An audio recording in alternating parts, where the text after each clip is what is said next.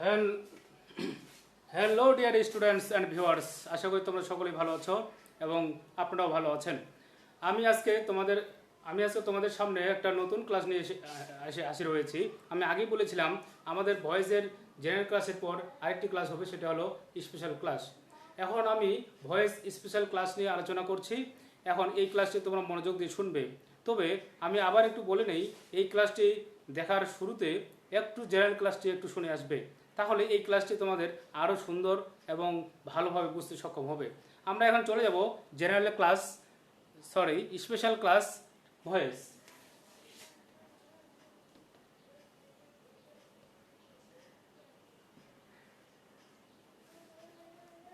Special class, এখন এই special ক্লাসে আমরা জেনারেল ক্লাসে আমরা প্রাথমিক ধারণা একটু নিয়েছিলাম।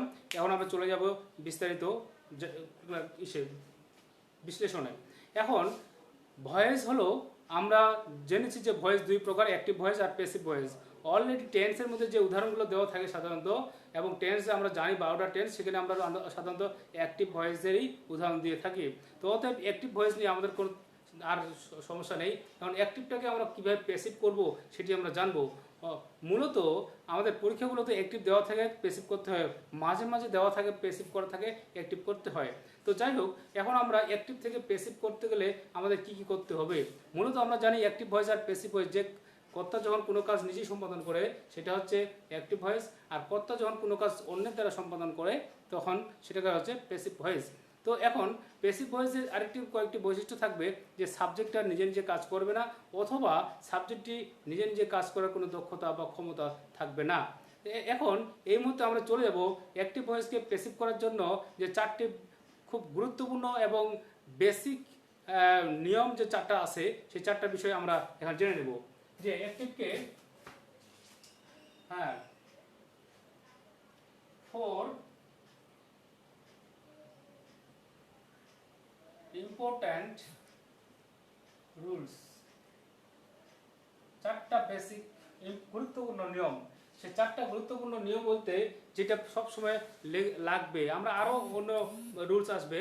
তো এখন চারটা হলো, একটা কি, এক নম্বরে আমরা দিব যে, আমরা এক নম্বরে চলে যাব যে অ্যাক্টিভ সাবজেক্টটি অবজেক্ট হবে। অ্যাক্টিভ ভয়েসের সাবজেক্টটা প্যাসিভ করার সময় এটা অবজেক্ট হয়ে যাবে। দুই নম্বরে আমরা দেখব যে অবজেক্টটি কি হয়ে যাবে, সাবজেক্ট হয়ে যাবে, সাবজেক্ট হবে। এখন অবজেক্টটি কি হয়ে যাবে, সাবজেক্ট হবে। এখন তাহলে সাবজেক্টটি হবে অবজেক্ট, আবার অবজেক্টটি হবে সাবজেক্ট। তারপরে তিন নম্বর আমরা দেখব যে মূল ভাবটি অর্থাৎ প্রিন্সিপাল ভার্বটি সব সময় কি হবে, পাস্ট পার্টিসিপল হবে, হ্যাঁ, পাস্ট পার্টিসিপল হবে। এই যে সবসময় পাস্ট পার্টিসিপল হতো, অর্থাৎ ইটেনটা হবে ভার্বের V3, যেটাকে বলা হচ্ছে পাস্ট পার্টিসিপল, অর্থাৎ ভার্বের V3 হবে। এখন চার নম্বরে আমরা দেখব যে সাধারণত আমরা বেশিরভাগ ক্ষেত্রে অবজেক্টের পূর্বে একটা কি দিব, অবজেক্টের পূর্বে বাই বসবে। এই যে চারটা রুলস, এই চারটা রুলস কিন্তু আমাদের সাধারণত প্রত্যেকটা ভয়েসের মধ্যে আমাদেরকে কোনোটা না কোনো অ্যাপ্লাই করতে হয় এবং অ্যাপ্লাই করতে হবে। অর্থাৎ এই চারটা বেসিক, আমি একটা উদাহরণের মাধ্যমে একটা শিখিয়ে দিই, বলে দিই। উদাহরণের মাধ্যমে আমরা যদি বলি, যেমন অ্যাক্টিভ ভয়েস আমরা একটা লিখলাম, যে আমরা লিখতে পারি যে আই ইট রাইস, আমরা আই ইট রাইস লিখলাম, আর অনেক কিছু সেন্টেন্স লেখা যেতে পারে। তো আই ইট, দেখো এটা যখন প্যাসিভ করি, এই যে দেখো অবজেক্টটা আমাদের সাবজেক্ট হয়ে যাবে রাইস, তারপরে এই যে মূল ভাবটা হয়ে যাবে পাস্ট পার্টিসিপল ইটেন, তারপরে একটা বাই হবে, আর সাবজেক্টটা হয়ে যাবে অবজেক্ট। তাহলে দেখো এইখানে একটু ফাঁকা থাকলো, এইখানে আমরা দিব ইজ। এই ইজটা কেন দিলাম সেটা পরে আমি বলছি। তাহলে আমরা দেখলাম এই চারটা রুলসের মধ্যে কোনটা কোনটা আমাদের এখানে পড়ে এসেছে। দেখো অবজেক্টটা সাবজেক্ট হয়েছে, অবজেক্টটা অবজেক্ট হয়েছে, তারপর মূলভাবে পাস্ট পার্টিসিপল হয়েছে, তারপরে এখানে একটা সাহায্যকারী ভাব ইজ আসছে, সেটা আমরা চারটা রুলসের মধ্যে ফেলে নিই, কারণ সেটা হচ্ছে টেন্সের উপর নির্ভর করবে। আমরা দেখতে পাচ্ছি এটা প্রেজেন্ট ইনডিফিনিট টেন্স, সেই জন্য ইজ বসছে। প্রেজেন্ট অ্যাক্টিভ ভয়েসটা যদি প্রেজেন্ট ইনডিফিনিট টেন্স হয়, তাহলে প্যাসিভ করার সময় সাহায্যকারী ভার্বগুলো এম অথবা ইজ অথবা আর হয়। তো সাবজেক্ট অনুসারে আমরা এখানে রাইজের জন্য ইজ বসিয়েছি, সেগুলো আমরা পরবর্তী আসতেছি। তাহলে এই যে চারটা রুলস আমাদেরকে মাথার মধ্যে সবসময় রাখতে হবে। সাবজেক্ট অবজেক্ট হবে, অবজেক্টে সাবজেক্ট হবে, মূল ভাবটা পাস্ট পার্টিসিপল হবে, আর একটা বাই বসবে। এখন বাই কখন কখন বসবে সেটা আমরা আলাদা রুলসে শিখে নেব। এখন এই যে চারটা রুলস আমাদের খুব মনে রাখতে হবে। হ্যাঁ, তারপরে এখন আমরা এই যে সাহায্যকারী ভার্বগুলোর যে পরিবর্তনগুলো আসে এগুলোতেই মূলত আমরা ভুল করে থাকি। এই সাহায্যকারী ভার্বগুলো আমি এখন তোমাদেরকে বলে দেব। যে এখন আমরা চলে যাব তাহলে টেন্স অনুসারে ভয়েস পরিবর্তনের নিয়মে। টেন্স অনুসারে ভয়েস পরিবর্তনের নিয়মে যদি আমরা যাই, এখানে দেখা যাচ্ছে যে টেন্স অনুসারে ভয়েস পরিবর্তনের নিয়ম, ভয়েস পরিবর্তনের নিয়ম।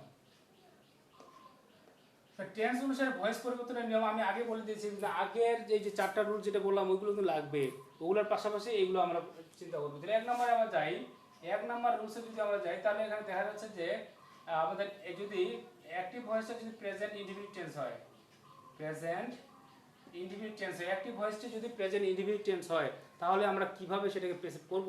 তাহলে অ্যাক্টিভ ভয়েসটা প্রেজেন্ট টেন্স হলে এই হেল্পিং ভার্বগুলো যেগুলো বসবে এম অথবা ইজ অথবা আর। আর এম অথবা ইজ অথবা আর এগুলো কখন কোথায় কিভাবে বসে আমরা টেন্সে শিখেছি। টেন্সের ক্লাসটা একটু দেখে আসো যে এম কোথায় হয়, ইজ কোথায় হয়, আর কোথায় হয়। হ্যাঁ, তাহলে এখানে আমরা দেখবো।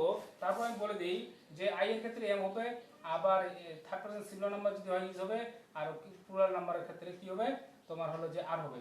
আচ্ছা, এখানে একটা আমরা উদাহরণ দিতে পারি, যেমন আমরা একটা উদাহরণ দিতে পারি একটি ভয়েস। তাহলে এখানে যদি বলি he plays football, he plays football.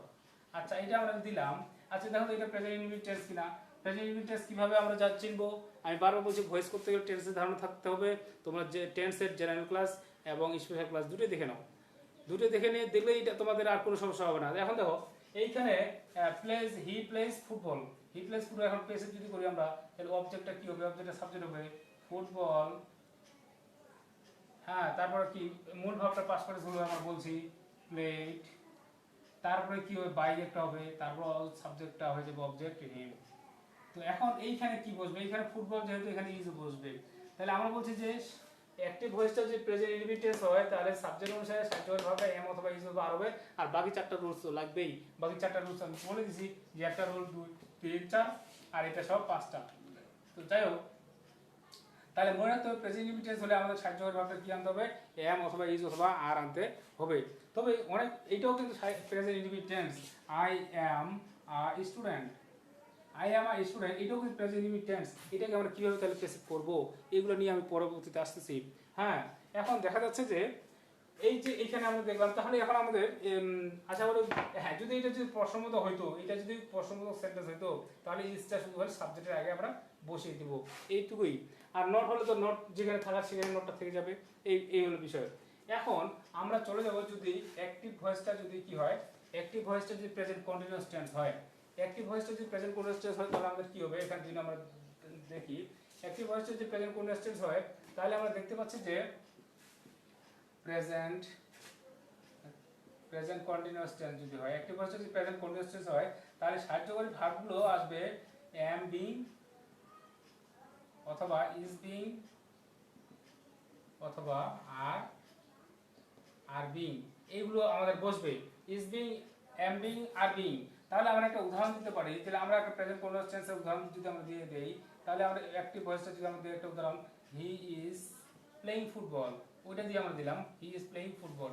এটা আমাদের প্রেজেন্ট কন্টিনিউয়াস টেন্স, কারণ আমরা জানি যে সাবজেক্ট, হেল্পিং ভার্ব, মূল ভার্ব, আইএনজির সাথে আইনযুক্ত এগুলো যদি থাকে সাধারণত এটা প্রেজেন্ট কন্টিনিউয়াস টেন্স হয়। তাহলে পি দিয়ে যদি আমরা লিখি তাহলে পিএসসি যদি করি তাহলে অবজেক্টটা সাবজেক্ট অবজেক্ট হয়ে যাবে ফুটবল, ফুটবল। তাহলে কি হবে, ফুটবলের জন্য আমাদের এখানে আসবে ইজ বিং, সাহায্যকারী ভাবটা ইজ বিং। আর মূল ভাবটা কি হবে, সবসময় বলি যে ওই চারটা রুলসের মধ্যে পাস্ট পার্টিসিপল হবে। তাহলে প্লে এর full past participle played by him. আচ্ছা, এই হিটা হিম কেন হচ্ছে, আইটা মি কেন হচ্ছে, হ্যাঁ আবার ফুটবলটা ফুটবল থেকে গেলো, এটা আমি পরবর্তীতে বলছি। তো আপাতত আমরা দেখি যে হি এর অবজেক্ট ফর্ম হলো হিম।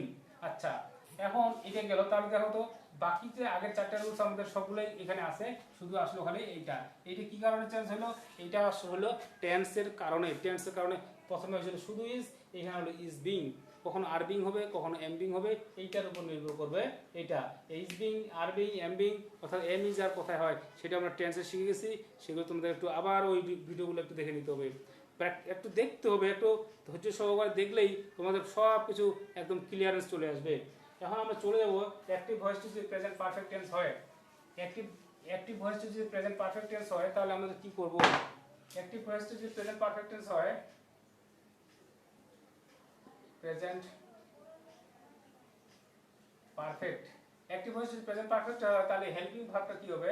দেখো হ্যাভ বিন অথবা হ্যাজ বিন বসবে, সাহায্যকারী ভার্বটা হ্যাভ বিন বা হ্যাজ বিন বসবে, আর বাকিগুলো ওই চারটি রুলস। যেমন আমরা একটা উদাহরণ দিতে পারি অ্যাক্টিভ ভয়েসে, যে হ্যাঁ আমরা দিতে পারি যে he has played football, he has played football. আচ্ছা, হি হ্যাজ প্লেড ফুটবল যদি আমরা দিই তাহলে পিটা কি হচ্ছে? তাহলে এখানে অবজেক্টের সাবজেক্ট হবে, তাহলে ফুটবল,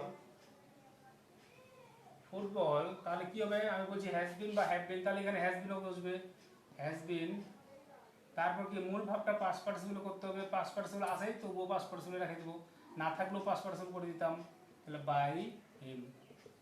এই যে বিষয়গুলো, তাহলে এখানে আমরা দেখতে পেলাম যে এই চারটা রুলস তো আমাদের লাগলোই। এখানে শুধু আসলো হ্যাজ বিন, হ্যাজ বিনটা চেঞ্জ হলো কি কারণে? কিসের ভিত্তিতে? টেন্সের ভিত্তিতে, ঠিক আছে। এখন এই যে বিষয়, আবার যদি আমরা দেখি যে 3 নাম্বার রুলসে যদি আমরা দেখি অ্যাক্টিভ ভয়েসটা যদি ফিউচার ইনডিফিনিট টেন্স হয়, অ্যাক্টিভ ভয়েসটা যদি ফিউচার ইনডিফিনিট টেন্স হয়, তাহলে অ্যাক্টিভ ভয়েসটা যদি ফিউচার ইনডিফিনিট টেন্স হয় তাহলে আমরা দেখব তাহলে হেল্পিং ভার্বটা কি বসবে? হেল্পিং ভার্বটা বসবে shall be বা will be, shall be বা will be। তবে এখানে একটা কথা বলে দেওয়া ভালো, প্রেজেন্ট পারফেক্ট টেন্সের পর আরেকটা টেন্স ছিল প্রেজেন্ট পারফেক্ট কন্টিনিউয়াস টেন্স। এইটার কোনো প্যাসিভ হয় না, ওইটাকে আমরা প্যাসিভ করতেও যাব না, এবং ওটা কোনো পরীক্ষাতেও আসবে না। সেজন্য আমরা ডাইরেক্ট চলে গেলাম ফিউচার ইনডিফিনিট টেন্সে। কেন গেলাম? Past indefinite tense. আমি এক্সট্রিমলি সরি, আমরা এরপরে রুলসে যদি যাব পাস্ট ইনডিফিনিট টেন্স, অর্থাৎ অ্যাক্টিভ ভয়েসটি যদি কি হয়? পাস্ট ইনডিফিনিট টেন্স হয়। তাহলে পাস্ট ইনডিফিনিট টেন্স হলে সাহায্যকারী ভাবগুলো কি কি হবে? দেখো এস ভি তেলকে ওয়াজ অথবা ওয়ার বসবে, ওয়াজ অথবা কি বসবে? ওয়ার বসবে।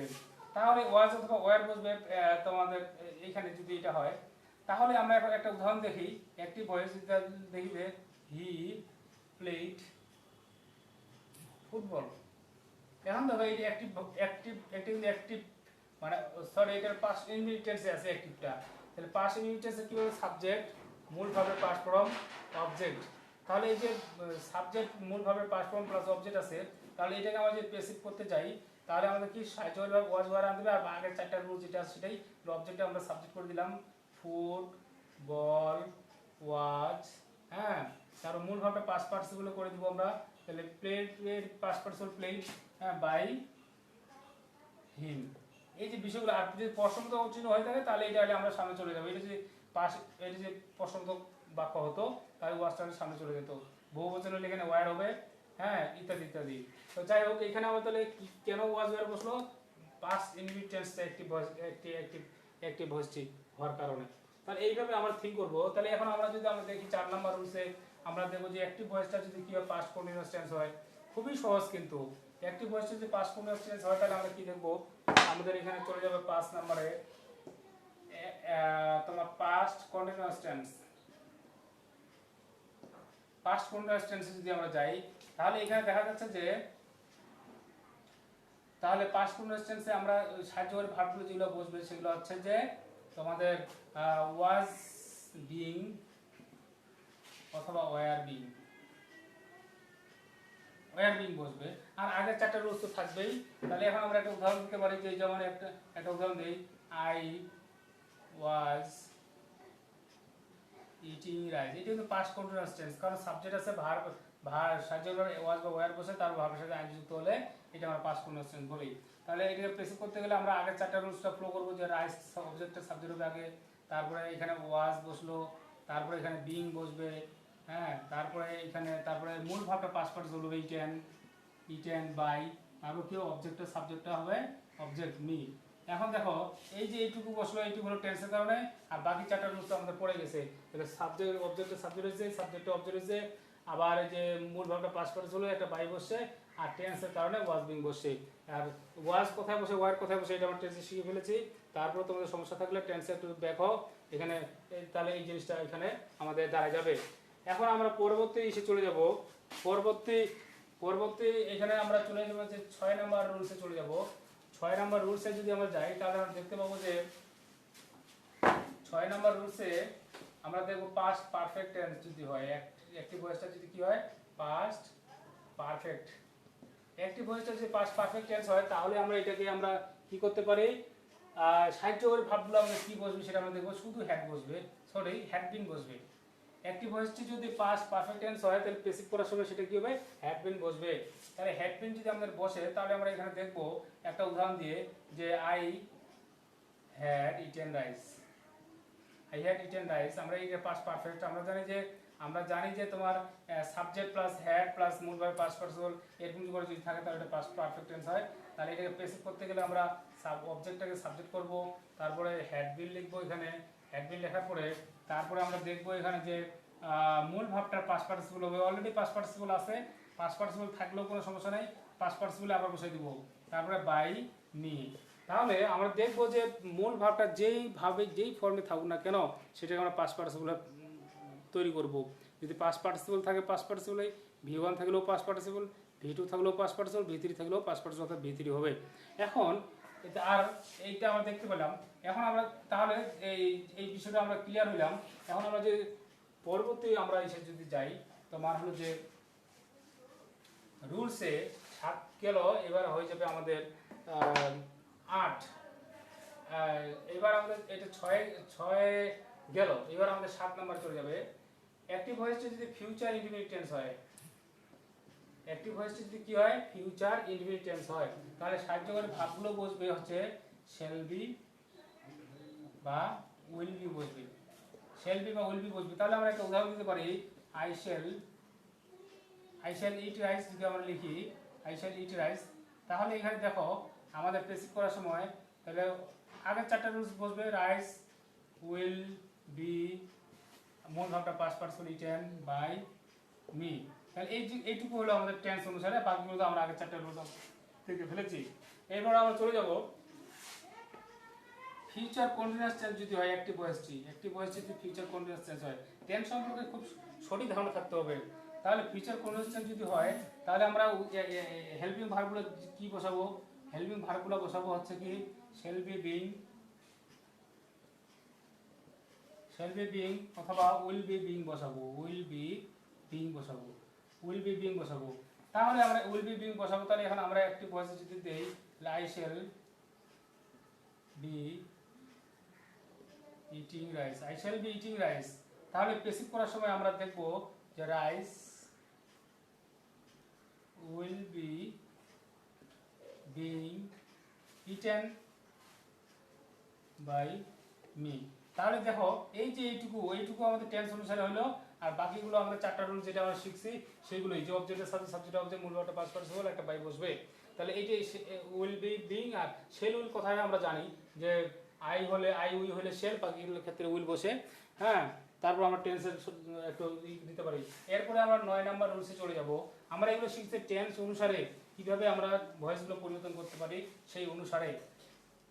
এখন আমরা এখানে দেখব যে 9 নম্বরে যে রুলসটা আমরা এখানে দেখব যে এখন 9 নম্বরে ফিউচার পারফেক্ট টেন্স যদি হয় অ্যাক্টিভ ভয়েসটি, তাহলে সাহায্যকারী ভাবটা মূলত হবে তোমার হলো যে shall have been বা will have been, এটা বসবে প্যাসিভ করার সময়। তাহলে এই দুটো বসবে। তারপরে আমরা যে একটা উদাহরণ দেই যে I shall have eaten rice, তাহলে প্যাসিভ করার সময় যদি আমরা লিখি rice will have been eaten by me. তাহলে এই যে বিষয়গুলো, তাহলে এই যে এইখানে উইল হ্যাভ বিন আর শেল হ্যাভ বিন, তাহলে বাকি আমরা এই টেন্স অনুসারে হলো, বাকিগুলো আমরা এইভাবে করলাম। তাহলে আজকে আমরা ডিয়ার স্টুডেন্টস, আজকে আমরা শুধু টেন্স অনুসারে পরিবর্তনটা শিখলাম। এরপরে যে জিনিসটা আমরা শিখবো সেটা হচ্ছে টেন্স এর বাইরে যে রুলসগুলো আছে এগুলো খুব গুরুত্বপূর্ণ, ওগুলোই কিন্তু বেশি পরীক্ষা আসে। কিন্তু এই টেন্সের ধারণা কিন্তু থাকতে হবে। আবার ফের টেন্সের ধারণা এবং এই 4টা ইম্পর্টেন্ট রুলস এবং এই টেন্সের যে 9টা রুলস দিলাম আমি টেন্স অনুসারে, এই 9টা এবং 4টা 9 4 13টা, এই 13টা রুলস কিন্তু খুবই ইম্পর্টেন্ট, সব কিছুতে লাগবে। এই এর পরের যে ক্লাসটি করবো এটাও স্পেশাল ক্লাস, ওইগুলো কিন্তু বেশি আসে, কিন্তু এগুলোর আবার এই নিয়মগুলো ওখানে প্রয়োগ ঘটাতে হবে। সেইগুলোকে আমরা বলতে পারি ব্যতিক্রম রুলস। সেই ব্যতিক্রম রুলস নিয়ে আমি নেক্সট ক্লাসে আসতেছি, অর্থাৎ ভয়েসের ক্লাস হচ্ছে আমাদের 3টা।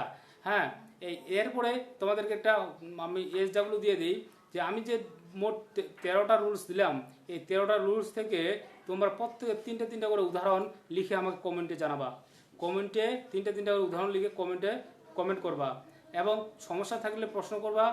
আবার সমস্যা যদি না থাকে তুমি বুঝতে পারো, তাহলে অন্তত একটু মানে কংগ্রাচুলেশন জানাবা, থ্যাংক ইউ জানাবা, অথবা লাইক কমেন্ট দিবা, শেয়ার করবা, এবং সাবস্ক্রাইব করতে অবশ্যই করবা।